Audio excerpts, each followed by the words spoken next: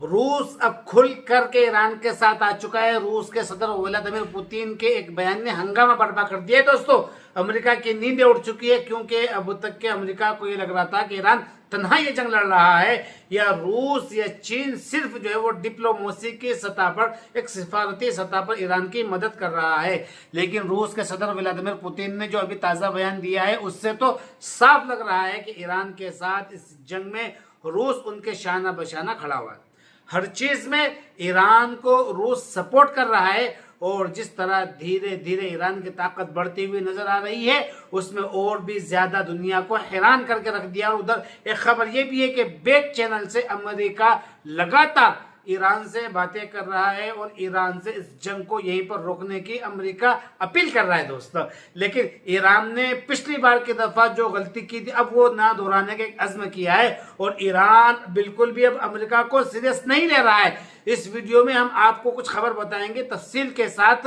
एक खबर है जिसके बारे में अभी बातचीत होगी कि ईरान के मिसाइलों को लेकर किस तरह से अब दुनिया भर की मीडिया में बहस हो रही है। डिस्कशन का दौर जारी हो चुका है, और कहा जा रहा है कि जितना अंदाजा लगाया था दुनिया भर की एजेंसियों ने ईरान की ताकत के बारे में,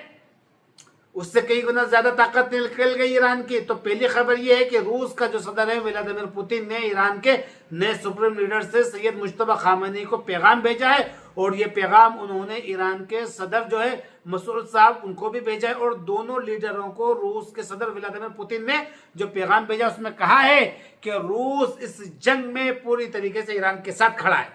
ईरान को सपोर्ट कर रहा है। और ये समझ लीजिएगा अब इस जंग में ईरान सुरखरू साबित होगा, इस जंग में ईरान को जीत मिलेगी दोस्तों, और मुश्किल वक्त से ईरान इंशाल्लाह बहुत जल्द बाहर निकल जाएगा। रूस के सदर व्लादिमीर पुतिन के ये अल्फाज है दोस्तों। अब तक रूस का जो बयान आ रहा था वो रूस की फॉरेन मिनिस्ट्री की तरफ से, यह सदारती हाउस की तरफ से आ रहा था, लेकिन पहली मर्तबा डायरेक्ट व्लादिमीर पुतिन का यह बयान सामने आया है। इससे पहले जब मुश्तबा खामेनी नए सुप्रीम लीडर बने थे, तो रूस के सदर व्लादिमीर पुतिन ने भी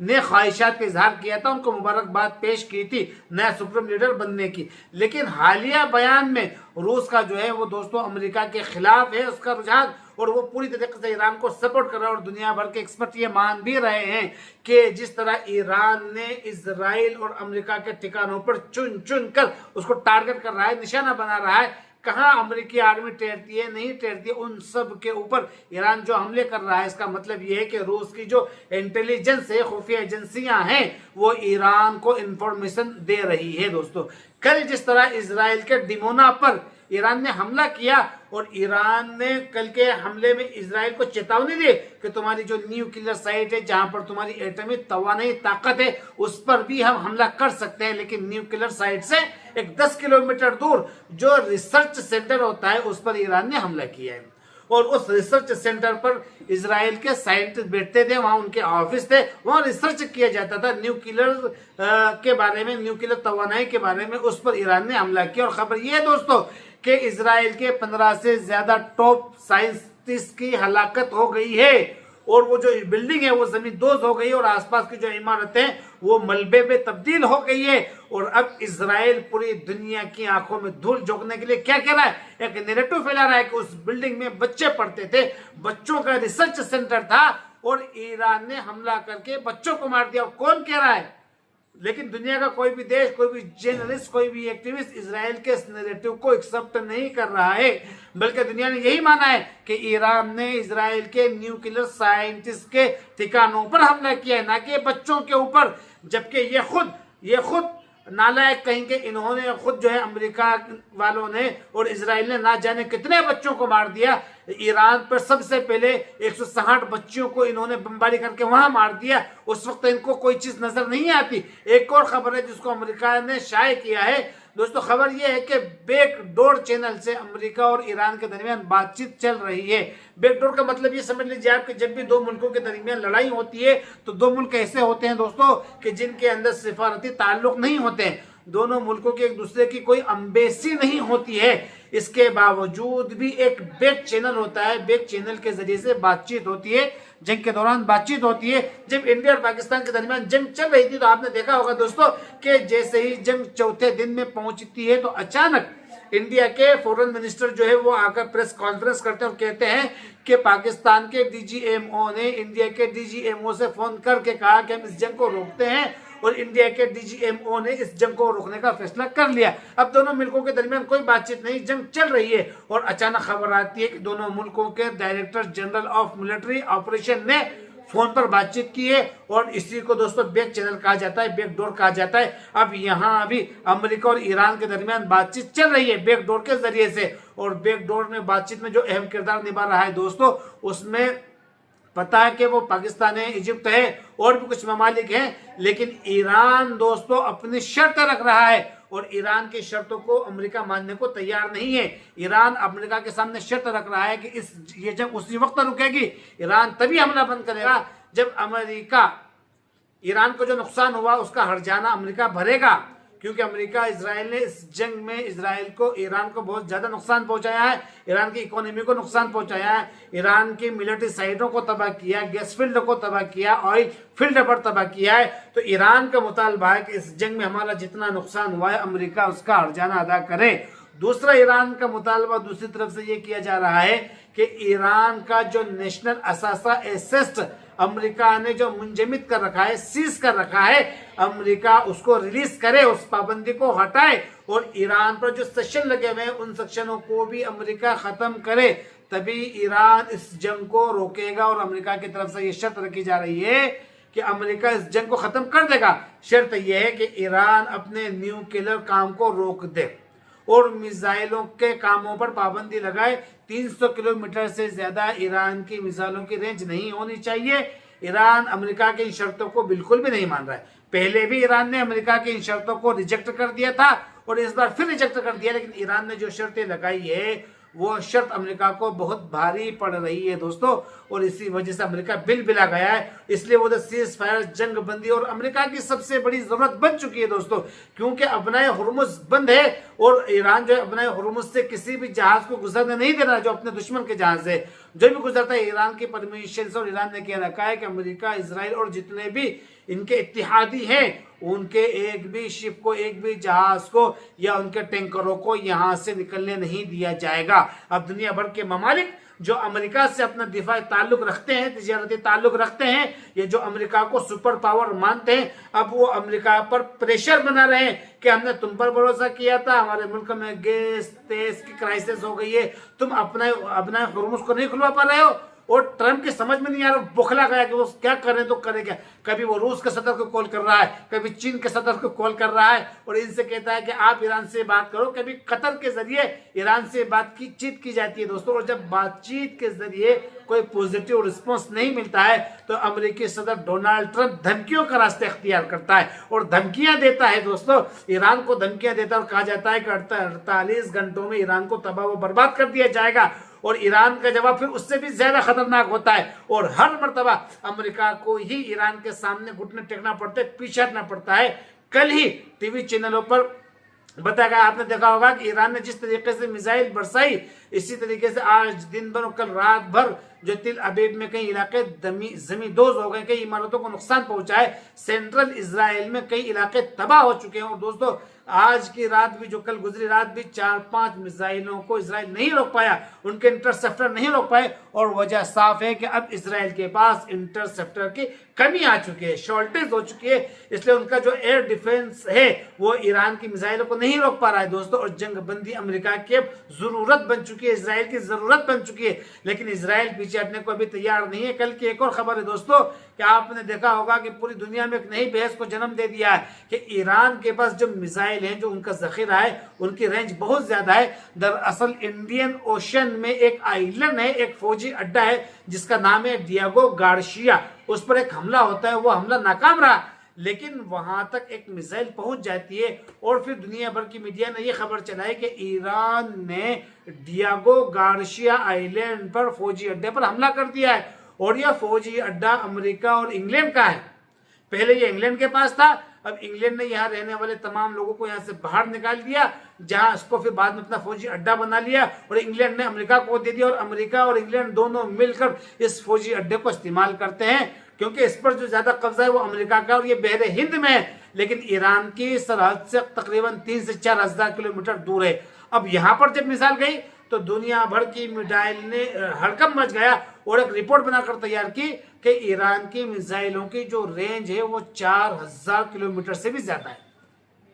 ईरान ने ऑफिशियली अभी तक दुनिया को ये बताया कि उनकी मिसाइलों की जो रेंज है वो सिर्फ 2000 किलोमीटर तक है, उससे ज्यादा नहीं है, यानी कि 2500 किलोमीटर है, जिसमें खुर्रम शहर है, चील मिसाइल है और भी बहुत सारी जो मिसाइल है। लेकिन दियानो गोर्शिया आयल पर मिसाइल से हमला हो जाने के बाद दुनिया भर के एक्सपर्ट ने कहा कि ईरान के पास ऐसी मिसाइलें हैं जिनकी रेंज 4000 किलोमीटर से ज्यादा है, 5000 किलोमीटर से भी ज्यादा है। अब मिसाइलों की रेंज अगर 4000 और 5000 किलोमीटर है तो ईरान जहां पर है उससे वो जर्मनी तक हमला कर सकता है और जर्मनी में भी ईरान की जो मिसाइल है वो पहुंच सकती है। ईरान वहां भी हमला कर सकता है, उधर अफ्रीका तक ईरान की मिसाइलें पहुंच सकती है। तो ये 7 ने बाज़ाब्ता एक नक्शा बना करके बताया कि ईरान की मिसाइलों की रेंज 5000 किलोमीटर के अंदर आने वाले तमाम ममालिक उसके टारगेट में, उसके हिस्से में। और जब ये बहस इंटरनेशनल मीडिया पर होने लगती है उसके बाद ही ईरान के फॉरेन मिनिस्टर अब्बास अराक्ची का एक बयान सामने आता है जिसमें वो कहते हैं कि गोर्शिया पर जो हमला हुआ वो हमने हमला नहीं किया है और ये भी सामने नहीं आया कि इस पर हमला भी किसने किया है। कई मरतबा अली लरजानी ने भी कहा था कि अमेरिका ये प्लान बना रहा है, ये मंसूबा बना रहा है कि वो फॉल्स करे, यानी खुद अपनी सरजमीन पर हमला करता है और उस हमले के बाद वो दूसरे मुल्कों पर वो हमला करवाता है और फिर इस हमले के बाद वो जब वो तन्हा है तो अपनी तन्हाई को दूर करने के लिए नेटो को जंग में शरीक कर लेगा, फ्रांस और इंग्लैंड को अपनी जंग में शरीक कर लेगा। वो चाहेगा कि वे सब मिल करके ईरान पर हमला करे। सिर्फ अमेरिका इस जंग का खर्च क्यों उठाए या फिर सिर्फ अकेला अमेरिकी आर्मी ही क्यों मरे, सारे मुल्कों की आर्मी मरनी चाहिए तो अमेरिकी सदर ट्रंप के खिलाफ एहतजाज फिर कम होगा। और यह भी मुमकिन है दोस्तों कि ईरान ने वहां तक अपना मिसाइल भेज करके सारी दुनिया को यह बताया हो कि ईरान की मिसाइलों की जो रेंज है वो बहुत ज्यादा नहीं है जितना तुमने समझ रखा है, बल्कि उससे कहीं ज्यादा है। और ईरान बार बार कहता है कि अभी हमने अपनी मिसाइलों की ताकत का सिर्फ 10% इस्तेमाल किया है, 90% को हमने बचा रखा है। ईरान के जो एक्सपर्ट है, जो माहिरीन है, वो बताते हैं दोस्तों, जमीर अब्बासी साहब है और भी बहुत सारे जो एक्सपर्ट लोग हैं, ये खुद ईरान के जो प्रोफेसर लोग हैं, प्रोफेसर लोग हैं, वो बता के जून 2025 में ईरान ने जो गलती की थी उस गलती से ईरान ने एक सबक सीखा है। अब ईरान दोबारा उस गलती को नहीं दोहराने वाला है। अमेरिका और इजराइल का एजेंडा ये था दोस्तों कि पूरे ताकत से बेक वक्त ईरान पर हमला होगा, टॉप लीडर को हम शहीद कर देंगे और ईरान का जो इस्लामी निज़ाम है, जो विलायत फ़क़ीह का जो सिस्टम है वो ख़त्म हो जाएगा, दरम बरम हो जाएगा। ईरान अपने पांव पर खड़ा नहीं रहेगा और फिर अमेरिका अपनी जीत का ऐलान कर देगा। उनको ये भी अंदाजा था कि अगले 1 दिन 2 दिन यानी कि 1 हफ्ते तक ईरान हमला करेगा, लेकिन उस हमले के बाद ईरान का मिसाइलों का जखीरा खत्म हो जाएगा, ईरान की एयरफोर्स खत्म हो जाएगी, उनकी जो नेवी है वो खत्म हो जाएगी और फिर अमेरिका अपने मकसद में कामयाब हो जाएगा। जो अमेरिकी एजेंट्स वहां मौजूद हैं वो आ करके वहां कब्जा कर लेंगे और रजा शाह को भेज दिया जाएगा जो अपने कुत्ते को बिठाना चाहता है और फिर वो ऐलान कर देगा ईरान की एक अलग पॉलिसी बना जाए। ईरान ने कहा है कि अमेरिका चाहता है कि एक दिन या 1 हफ्ते में जंग का नतीजा निकले। ईरान ने कहा कि इस जंग को हम बहुत लंबा खींचने वाले हैं, सुप्रीम लीडर की शहादत हो जाए, हजारों लीडर की शहादत हो जाए, लेकिन जो सिस्टम है वो बाकी रहेगा और ये जंग अब लंबी चलेगी। तो मेरे दोस्तों, अमेरिका का माशी नुकसान होगा, अमेरिकी आर्मी मरेगी, इसराइल का इंटरसेप्टर खत्म होगा, पूरे इलाके का रडार खत्म हो जाएगा और जब धीरे धीरे ईरान अपनी असल ताकत का इजहार करेगा तो फिर इसराइल और अमेरिका का रडार से कांटेक्ट नहीं हो पाएगा, उनका एयर डिफेंस उसको रोक नहीं पाएगा और ठीक ईरान यही कर रहा है दोस्तों। अब ईरान जिन मिसाइलों का इस्तेमाल कर रहा है उन मिसाइलों में वार हेड ज्यादा होता है, उन मिसाइलों का इम्पैक्ट बहुत ज्यादा होता है और मिसाइलें कम है। पहले ईरान एक दिन में 100 मिसाइल दाग रहा था, 200 मिसाइल ड्रोन के जरिए हमले कर रहा था और अब ईरान जो है इसराइल पर हमला करने के लिए 24 घंटे में 4-5 मिसाइलों का इस्तेमाल कर रहा है, बहुत ही कम ड्रोन का इस्तेमाल कर रहा है। लेकिन ईरान का अब जो हमला है इसराइल पर वो हमला इम्पैक्टफुल है, वो हमला सीधे असर अंदाज होता है, जिसको टारगेट किया जाता है, उसको निशाना बनाया जाता है। और ईरान ने लंबी रेंज की, यानी कि आप ये समझ लीजिए कि यूएस और ब्रिटेन का जो फौजी अड्डा है ईरान से 3000 किलोमीटर दूर है, उसको टारगेट करके ईरान ने ये मैसेज दिया है कि अगर इंग्लैंड ने इस जंग में हिस्सा बनने की कोशिश की या इंग्लैंड ने अमेरिकी आर्मी को ज्वाइन किया, फ्रांस ने ज्वाइन किया, किसी और देश ने इस जंग में अगर कदम रखा तो इसराइल उन पर भी हमला करेगा। अफगानिस्तान और इराक के वार में ऐसा हो रहा था कि नेटो की फौज इन देशों पर हमला कर रही थी, जंग लड़ रही थी, लेकिन इन देशों के पास इतनी कैपेसिटी और सलाहियत नहीं थी कि यहाँ से कोई मिसाइल इंग्लैंड पर दाग दी जाए, फ्रांस पर दाग दी जाए, जर्मनी पर हमला कर दिया जाए। लेकिन ईरान ने इन देशों को मैसेज दे दिया है कि अगर तुम हम पर हमला करोगे या नेटो इस जंग को ज्वाइन करेगा, क्योंकि अमेरिका का तो बहुत प्रेशर है, फिर ये लोग मुंह दिखाने के भी काबिल न रहेंगे, और फिर इनकी बगावत हो जाएगी, इनकी आवाम कहेगी कि आप इस वार से हटो। जिस तरीके से ये अमेरिका में हो रहा है कि अमेरिकी सदर ने इजराइल के खातिर अमेरिकी आर्मियों को मरने के लिए भेज दिया है। अमेरिका की एयरफोर्स को इसने नुकसान पहुंचा दिया, ईरान ने F-35 पर हमला कर दिया, तो वही नैरेटिव यूरोप के कई देशों में शुरू हो जाएगा, इंग्लैंड, फ्रांस, इटली जैसे शहरों में। इसलिए इस मुल्कों की जो हुकूमतें हैं वो नहीं चाहते कि हम अमेरिका का साथ दें, इस जंग का हिस्सा बने, और अभी तक इसी वजह से इन देशों ने अमेरिका का साथ नहीं दिया है, इस जंग को ज्वाइन नहीं किया है। नेटो इस जंग से दूर भाग रहा है क्योंकि ईरान उन पर हमला कर देगा, उनकी भी फटी पड़ी है। सॉरी दोस्तों,